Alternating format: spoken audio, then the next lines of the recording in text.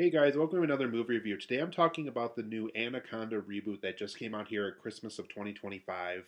This is a film that stars Paul Rudd and Jack Black.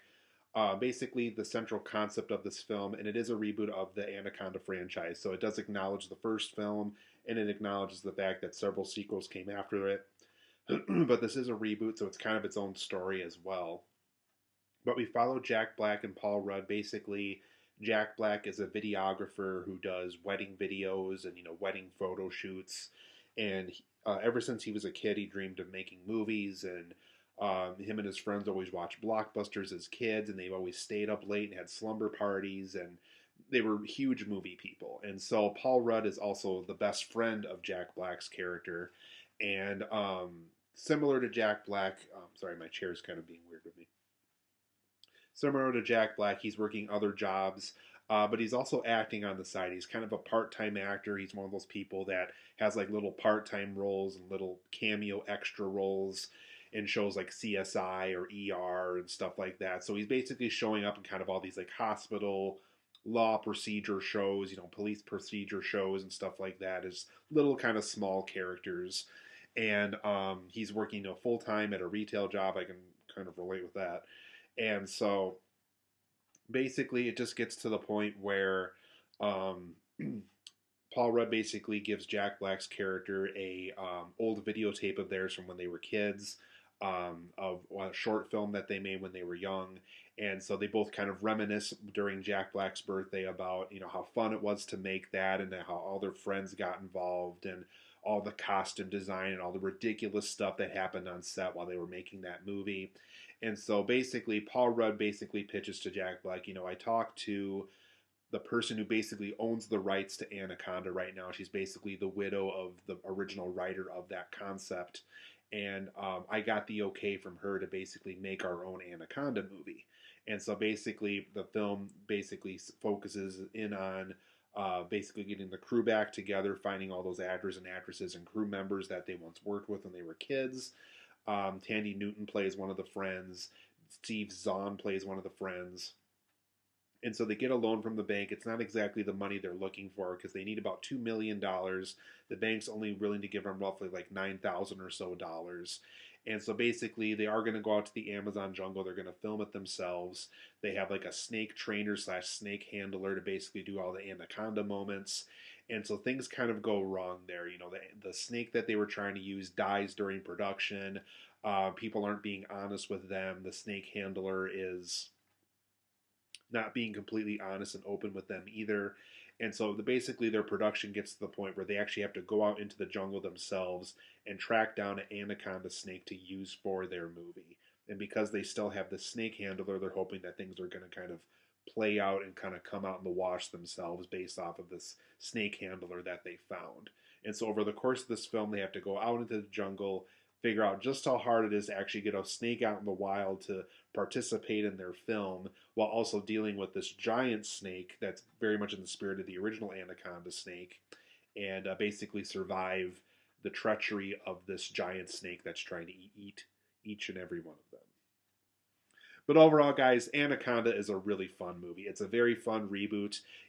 You don't necessarily have to see any of those earlier Anaconda films to appreciate this film.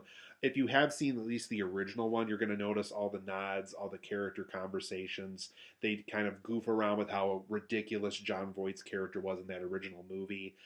So if you've seen the first Anaconda, you'll kind of have a little more inside baseball of some of the stuff that they're talking about throughout the film, because these people do acknowledge that original movie. So that movie is a part of this film's universe. So it is kind of this big blockbuster film. It's almost kind of a bigger film in a sense in this universe to these characters.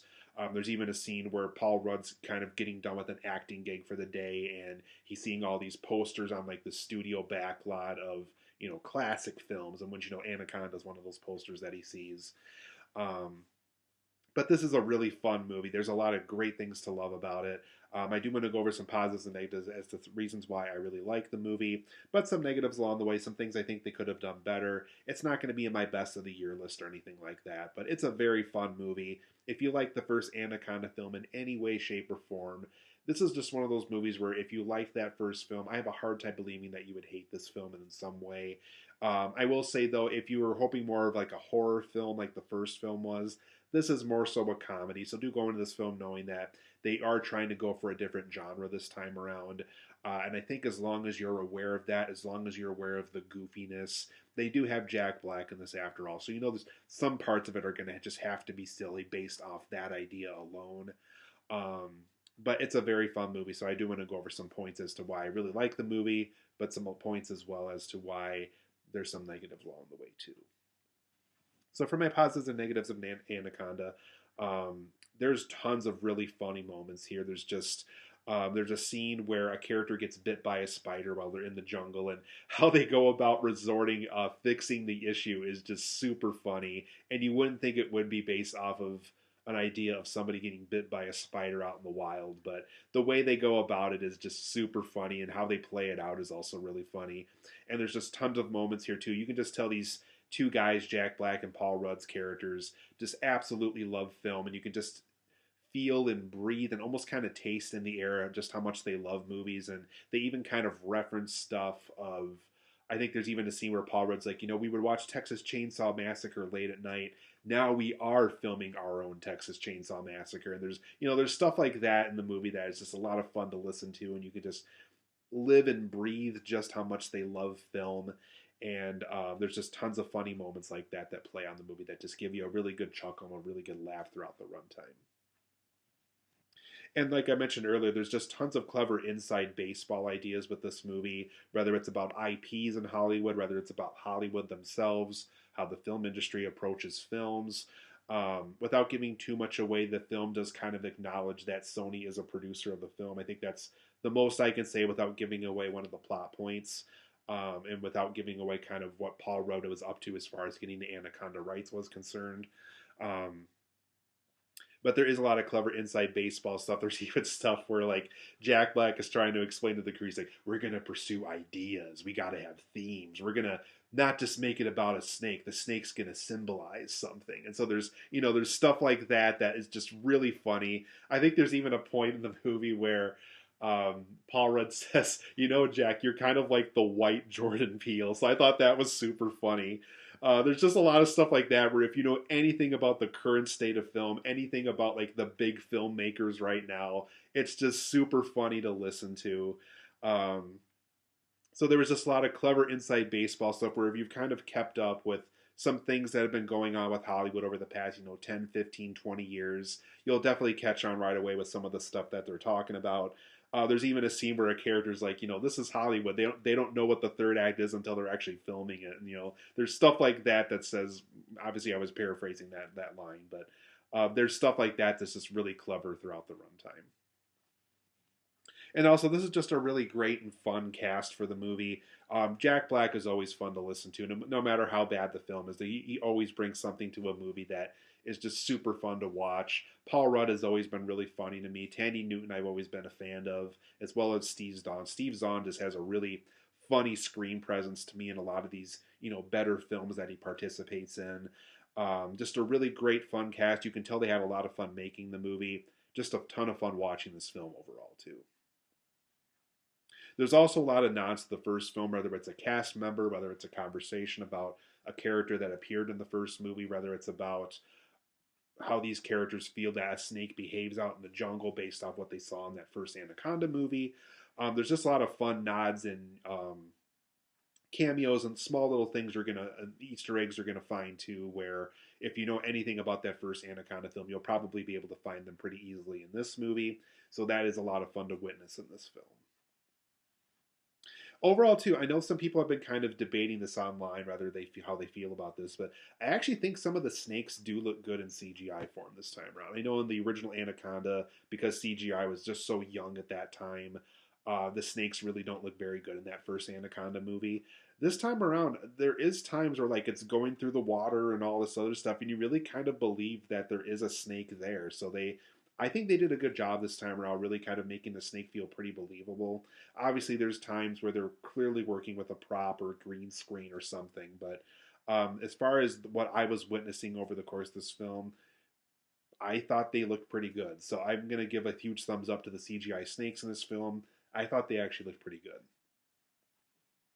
And overall, too, I just love the idea that this film is a love letter to amateur filmmakers. So if you've ever dreamed about making your own film, if there's ever been an idea that you thought would make for a perfect film, whether it's just getting something on camera, doing something with your friends, um, witnessing a film production for yourself, this film is absolutely a love letter to all those people who have ever came up with that dream or have wanted to pursue that. So I really admire that this film is about people like that, people like me that just absolutely love films in general too. So I love how this film is just a love letter to anybody that wants to pick up a video camera and make their own movie at some point. But for my negatives of Anaconda, why it's not exactly a perfect film, some of the jokes, unfortunately, are kind of flat every once in a while. There's a really, really bad joke where Paul Rudd is getting up in the morning and him and Jack Black had a bad fight the night before. And clearly they're trying to make it look like Paul Rudd is drunk and, really out of it. And he's like, oh, well, you should just make a film called Anaconda, get it? And so, there's like stuff like that where it's just really bad. I was almost kind of like, ooh, that's terrible writing. So there's just times like that where you can just almost kind of wonder if somebody on the set came up with something and maybe it was funny on the day of the set. But there are some jokes in here where it's just like, ooh, yikes, why did they think that was funny? But yeah, that one moment where Paul Rudd is kind of drunk and getting woken up in the middle of the morning and he's like, oh, just make a film called Anaconda, they'll get it. And there's like stuff like that is just kind of not very funny. And unfortunately, there's other jokes in the movie that feel like they're funny, but as you're witnessing them, it's just like, no, that's not working for me. Overall, too, this film is not really as clever as it wish it could be. There is a lot of times where like Jack Black's doing the narration and we're witnessing something as he's explaining it, and it's almost to the T of what the screenplay is telling Jack Black that it's looking like and stuff like that. There's even times where like they're talking about what they want to film for the movie, and wouldn't you know, at some point in the movie that's exactly what they go out and film and stuff like that. But there is times where it's trying to be films like Bowfinger and it's trying to be films like Adaptation, and there is just a lot of times where this film is just not quite as clever as those films are as far as being inside baseball about the film industry and about screenwriting and stuff like that. So though this is a clever film and I had a good time and it's funny, this film is just not quite as funny as it thinks it is. Overall, too, I think Anaconda is another film that's going to go down in history as just a film where the trailers just gave way too much away. There's just so many jokes in this movie where I kept telling myself throughout the entire runtime, if that was not in the trailers, I would laugh so much harder right now because there is so much marketing for this film and because so many of the better jokes are revealed within the trailer. I do feel like a lot of the jokes that are left behind that are not in the trailer are just not quite as funny as the stuff that they put in the trailer, specifically stuff that I would have laughed much harder at if I was witnessing it for the first time. So I do feel like even though the trailers were good for the movie, I thought they kind of took almost too many of those good jokes and put it into the trailer, so they almost kind of spoil the film before the film even starts, unfortunately. So there is times where I do feel like the trailers almost give too much away. And there's this whole subplot in the movie involving gold miners and people trying to find gold and trying to kill off Jack Black's film crew so they can get to the gold faster, regardless of the giant anaconda snake and stuff like that. Really boring, stupid subplot that really goes nowhere. Even one of the characters that kind of is responsible for doing all that has a very quick death based off of that happening. Very boring subplot. I did not get invested in that at all. I would almost feel like this film would even go almost an entire letter grade up if they took out that subplot. Really didn't work for me. Didn't need the whole gold miner subplot in this movie. And also, too, even I know this is more of a minor nitpick, but Jack Black got to make his own original songs both for the Super Mario Brothers movie and for the Minecraft movie. This time around, they really don't kind of let him do that. He provides his own sound effects on this one part where he's trying to describe what the sound effects would play out like on his screenplay for when he's presenting a marketing pitch for somebody.